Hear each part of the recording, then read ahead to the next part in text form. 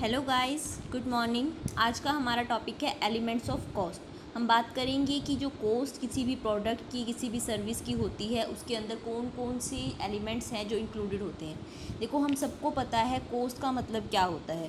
Cost का मतलब है वो सारे एक्सपेंस जो किसी भी प्रोडक्ट या सर्विस के ऊपर हुए हैं, चाहे जो वो एक्सपेंस हैं वो क्या हुए हों, एक्चुअल में हुए हों, और चाहे वो एक्सपेंस नोशनल रहे हों। अब इन दोनों का मतलब क्या होता है। देखो, एक्चुअल एक्सपेंस का मतलब है वो एक्सपेंस जिसके लिए हमें एक्चुअल में कुछ देना पड़ा। यानी मान लो आपने रॉ मटेरियल ख़रीदा, तो आप सप्लायर को पैसा दोगे, तो वहाँ पर क्या कर रहे हो आप, आपका जो एक्सपेंस है वो एक्चुअल है। नोशनल एक्सपेंस का मतलब है वो एक्सपेंस जो आपका हुआ है बट आपको एक्चुअल में पे नहीं करना पड़ा। मान लो जिसके प्रोडक्शन यूनिट है, मान लो मैं प्रोडक्शन कर रही हूँ और मेरे पास खुद की ही क्या है, एक फैक्ट्री है जिसमें मैं प्रोडक्शन करने जा रही हूँ। तो अब मैं अपनी ही फैक्ट्री का रेंट अपने आप को तो नहीं दूंगी। अगर मैंने वो फैक्ट्री किसी और की ली होती तो मैं उसे रेंट देती, पर क्योंकि वो फैक्ट्री मेरी खुद की है तो इसलिए मुझे किसी को कुछ भी पे नहीं करना। बट स्टिल यहाँ पर हमारी कॉस्ट ऐसा तो नहीं है नहीं लगी, क्योंकि अगर मैं ये फैक्ट्री खुद यूज़ ना करके किसी और को रेंट पे दे देती तो मेरे पास पैसा आता। यानी कहीं ना कहीं कुछ ना कुछ यूज़ तो मेरा हुआ है जिसका मुझे बेनिफिट किसी और तरीके से ले सकती थी मैं, पर क्योंकि मैं अपने प्रोडक्ट में उसको यूज़ कर रही हूँ, अपने प्रोडक्शन बिजनेस में उसको यूज़ कर रही हूँ, तो मैं उसका वो अल्टरनेट यूज़ नहीं कर पा रही। तो वो जो कॉस्ट अराइज हुई है, यानी जो हमें एक्चुअल में पे नहीं की बट कहीं ना कहीं हमारी कॉस्ट थी, वो होती है हमारी नोशनल कॉस्ट। तो कॉस्ट यानी कोई भी ऐसा एक्सपेंस, चाहे वो एक्चुअल हुआ हो या नोशनल हो, जो कि हमारे प्रोडक्ट या हमारी सर्विस से जुड़ा हुआ है, उसे हम कॉस्ट कहते हैं। जो ये एक्सपेंस होगा, जो ये कॉस्ट होगी, वो क्या हो सकती है,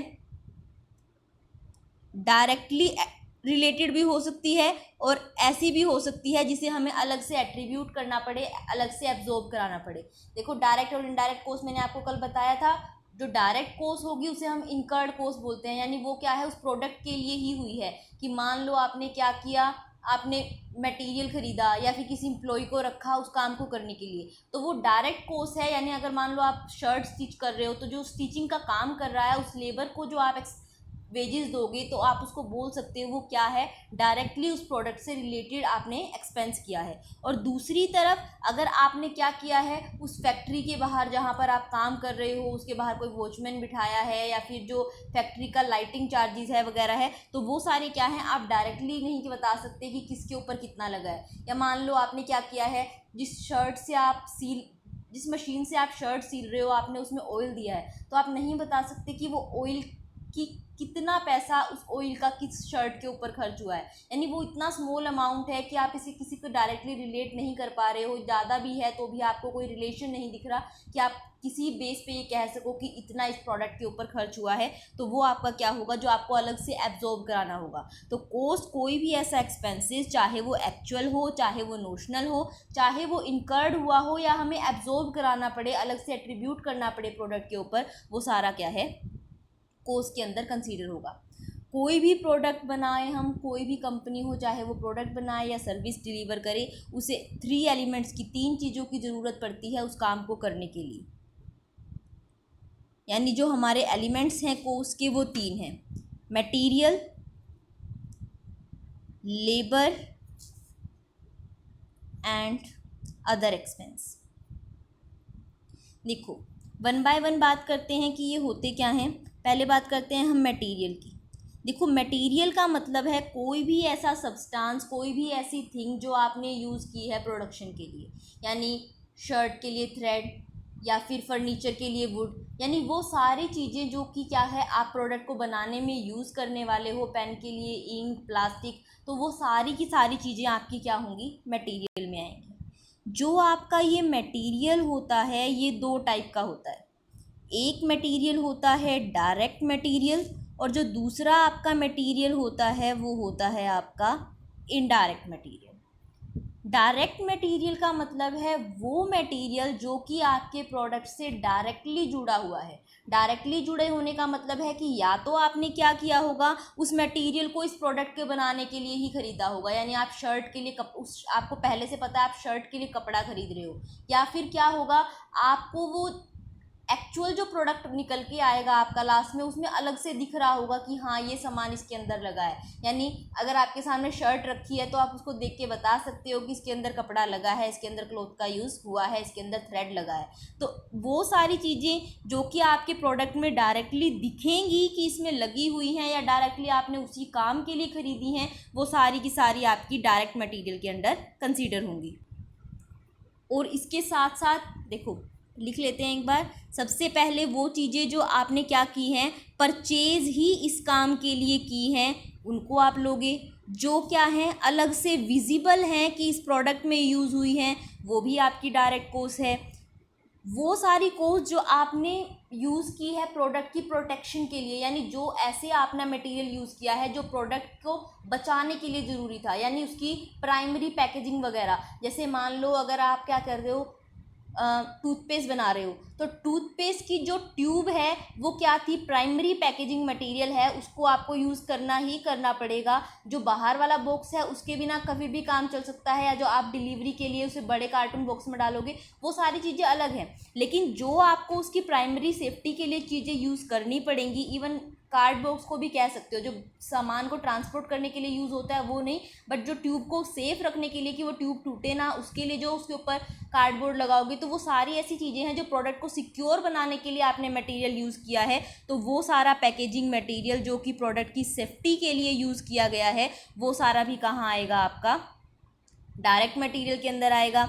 इसके साथ साथ वो मटेरियल जो आपने चाहे किसी से बना हुआ ख़रीदा है, यानी मान लो आपने कार बना रहे हो और उसके पार्ट्स अलग अलग जगह से ख़रीदे हैं, तो यानी ज़रूरी नहीं है कि आपका मटेरियल का मतलब सिर्फ रॉ मटेरियल है। अगर आप सेमी फिनिश्ड या फिनिश प्रोडक्ट भी अपने प्रोडक्ट में यूज़ करने के लिए बाहर से ख़रीद रहे हो, तो वो भी आपके डायरेक्ट मटेरियल का पार्ट बनेगा। इसके बाद है आपका इनडायरेक्ट मटेरियल। इनडायरेक्ट मटेरियल वो होगा जो कि आपके प्रोडक्ट में अलग से नहीं दिखेगा, लेकिन कहीं ना कहीं उस प्रोडक्ट की वजह से ही वो जो एक्सपेंस है वो इनकर हुआ है। जैसे मैंने अभी बोला था कि आपने मशीन में ऑयल दिया है, तो आपने वो शर्ट बनानी थी, इसी वजह से वो ऑयल देना पड़ा, तो यानी जो वो ऑयल का एक्सपेंस होगा वो हुआ तो आपके प्रोडक्शन के लिए ही है, बट आप डायरेक्टली नहीं रिलेट कर सकते उसे उस शर्ट के साथ, इसलिए वो आपका इनडायरेक्ट मटेरियल है। या फिर आपने मान लो बुक बना रहे हो, उसकी बाइंडिंग में ग्लू यूज़ की है, तो ऐसी चीज़ें मतलब जो जिनका यूज़ तो देखो इंपॉर्टेंट इनका भी है, इनके बिना प्रोडक्शन नहीं हो सकता था, लेकिन इनकी क्वांटिटी या तो इतनी स्मॉल है, इनका पैसा इतना स्मॉल है कि आप एट्रीब्यूट अलग से नहीं कर पा रहे हो, या तो फिर क्या है, ये क्या है, इनविजिबल है, तो आप उनको कहाँ पर लोगे, आप मानोगे कि वो जो आपका मटेरियल है वो क्या है, इनडायरेक्ट मटेरियल है। उसके बाद है आपकी लेबर। लेबर क्या होती है, यानी हम कह सकते हैं वो सारे ह्यूमन एफर्ट्स जो यूज़ किए जाएंगे उस मटेरियल को फिनिश प्रोडक्ट बनाने के लिए, यानी हमें मटेरियल को कन्वर्ट करना है उस प्रोडक्ट या सर्विस में जो हम बेचने जा रहे हैं या डिलीवर करने जा रहे हैं, तो उसको कन्वर्ट करने के लिए कोई ना कोई पर्सन तो काम करेगा। क्लॉथ से शर्ट बनाने के लिए, वुड से फर्नीचर बनाने के लिए किसी ना किसी को मेहनत करनी पड़ेगी, चाहे वो कारपेंटर हो, चाहे वो कोई भी पर्सन हो जो उस काम में लगा हुआ है, टेलर है, जो भी है, तो उसको जो पर्सन लगा हुआ है वो क्या है, लेबर है। और अगर कोई लेबर के रूप में काम करेगा, कोई आपके लिए काम करेगा, तो वो उसके बदले में पैसा तो ज़रूर लेगा, तो जो वो पैसा वो ले रहा है वो क्या है, हमारी लेबर कॉस्ट। जो ये लेबर कॉस्ट होती है, चाहे वो वेजेस की फॉर्म में भी हो सकती है, यानी अगर हम बात करें जो ये दिहाड़ी मजदूर होते हैं या जो अनस्किल्ड होते हैं, इनको जो हम देते हैं ये वेजेस होती हैं, चाहे आपका ऑफिस स्टाफ हो जिसको आप सैलरी देते हो, चाहे आप किसी को बोनस दे रहे हो या सेल्स के बदले किसी को कमीशन दे रहे हो, वो सारा का सारा आपका लेबर कॉस्ट के अंदर ही इंक्लूड होता है। अब जो ये लेबर कॉस्ट होगी ये भी दो टाइप की होगी, एक डायरेक्ट और दूसरी इनडायरेक्ट। अब मटेरियल समझ में आ गया, डायरेक्ट मटेरियल क्या है, तो आई थिंक डायरेक्ट लेबर भी आ गई। डायरेक्ट लेबर यानी वो सारे पर्सन जो डायरेक्टली लगे हुए हैं पर्टिकुलर प्रोडक्ट की प्रोडक्शन के ऊपर, वो सारे कहाँ पर इंक्लूड होंगे, उनको दिया जाने वाला सारा पैसा आपका इंक्लूड होगा डायरेक्ट कॉस्ट के अंदर। यानी जो डायरेक्ट प्रोडक्शन कर रहे हैं या फिर जो क्या हैं, जो मटेरियल हमें यूज़ करना है उसकी ट्रांसपोर्ट में लगे हुए हैं, या फिर उन्हें कोई प्रॉपर अलग से जॉब दी गई है जो हमारे प्रोडक्शन के लिए ज़रूरी है, यानी जो भी पर्सन जो जुड़ा होगा डायरेक्टली काम से। देखो मैं आपको एक अलग से एट्रीब्यूट बता रही हूँ कि कौन से डायरेक्ट होते हैं कौन से इनडायरेक्ट, लेकिन आप स्टिल जो डिपेंड करती है ये बात बिज़नेस के ऊपर करती है। कई बार सेम एक्सपेंस एक टाइप के बिज़नेस के लिए डायरेक्ट कॉस्ट हो सकता है जबकि दूसरे के लिए इनडायरेक्ट हो सकता है। यानी मान लो टेलीफोन चार्जेस हैं, अगर हम नॉर्मल बिज़नेस की बात करें तो वहाँ पर जो टेलीफोन चार्जेस होंगे वो क्या होंगे, इनडायरेक्टली रिलेटेड हैं, आप प्रोडक्ट से नहीं जोड़ सकते। लेकिन अगर आपका काम ही क्या है टेलीफोन एक्सचेंज वगैरह का है तो वहाँ पर जो आप टेलीफोन ऑपरेटर वगैरह रखोगे उनकी जो कॉस्ट आएगी वो डायरेक्ट हो जाती है। तो बिज़नेस पे डिपेंड करेगा। तो जब भी हम आगे क्वेश्चंस करेंगे तो हमें ये भी ध्यान रखना पड़ेगा कि सामने वाला बिज़नेस क्या कर रहा है। बट नॉर्मली हम बात कर रहे हैं कि जो क्या है डायरेक्टली हमें लगता है कि रिलेट कर रहे हैं, प्रोडक्शन के काम में लगे हुए हैं, वो हमारे डायरेक्ट लेबर हैं। और वो सारे लेबरर जो कहीं ना कहीं जिनका काम ज़रूरी था हमारे एक्चुअल प्रोडक्शन को करने के लिए, लेकिन वो एक्चुअल प्रोडक्शन में नहीं लगे हुए, यानी कि कौन हो सकता है, गार्डनर हो सकता है, या लाइटमैन हो सकता है, इलेक्ट्रीशियन, वाटर सप्लायर, वो सारे के सारे उनको हम पैसा तो देंगे, काम तो वो भी कर रहे हैं। अगर लाइट नहीं होगी तो मशीन नहीं चलेगी, आपका प्रोडक्शन नहीं होगा, लेकिन उनकी कॉस्ट को हम डायरेक्टली रिलेट नहीं कर सकते, इसीलिए उनको दिए जाने वाली वेजेस जो होगी वो आपकी इनडायरेक्ट लेबर होगी। ठीक है। थर्ड जो हमारा एलिमेंट है कॉस्ट का वो है एक्सपेंसेस, यानी मटेरियल जो हमने यूज़ किया, जो उसको काम करने वाली लेबर थी, उसको छोड़ के जो भी खर्चा हमारा हुआ प्रोडक्ट को बनाने में, सर्विस को डिलीवर करने में, वो सारा इस अदर एक्सपेंसेस के अंडर कंसीडर हो जाता है। अब जो ये एक्सपेंसेस हैं ये भी दो टाइप के होंगे, direct and indirect. Same theory है, वो सारे एक्सपेंसेस जो कि आप डायरेक्टली रिलेट कर सकते हो। यानी मान लो आपने क्या दिया है, आपने कोई प्लांट हायर परचेज पे लिया है, किसी के लिए कोई रॉयल्टी दी है, आपने कोई कॉपीराइट करवाया है, तो ये सारे एक्सपेंसेस ऐसे हैं जो क्या है प्रोडक्शन से रिलेटेड हैं, लेकिन क्या है ना मटेरियल के अंदर आते हैं ना लेबर के अंदर आते हैं, तो वो सारे हमारे एक्सपेंसेस में चले जाते हैं। रॉयल्टी, इसके साथ साथ मान लो आपने क्या किया है, प्रोडक्शन से पहले आपको समझ नहीं आ रहा किस टाइप का डिज़ाइन बनाए, तो उस डिज़ाइन के लिए आपने ट्रायल किए, 2-3 बार प्रोडक्ट को बना के देखा, ऐसे बनाए वैसे बनाए, तो जो बार बार बनाया, जो आपने डम्मी बनाए उनके लिए जो आपकी कॉस्ट लग गई, या फिर आपने जब भी कोई मटेरियल मंगवाया उसके ऊपर आपको फ्रेट चार्जेस वगैरह देने पड़े, कैरेज इनवॉर्ड देना पड़ा, तो वो सारे क्या हैं डायरेक्ट एक्सपेंसेस हैं, इसीलिए उनको क्या करोगे आप डायरेक्ट की कैटेगरी में रखोगे। और इनडायरेक्ट एक्सपेंसेस वो सारे एक्सपेंसेस होंगे जो आपके काम के लिए ज़रूरी तो थे बट आप उन्हें डायरेक्टली रिलेट नहीं कर सकते, बल्कि आपको उन्हें क्या करना पड़ेगा, अपोर्शन करना पड़ेगा।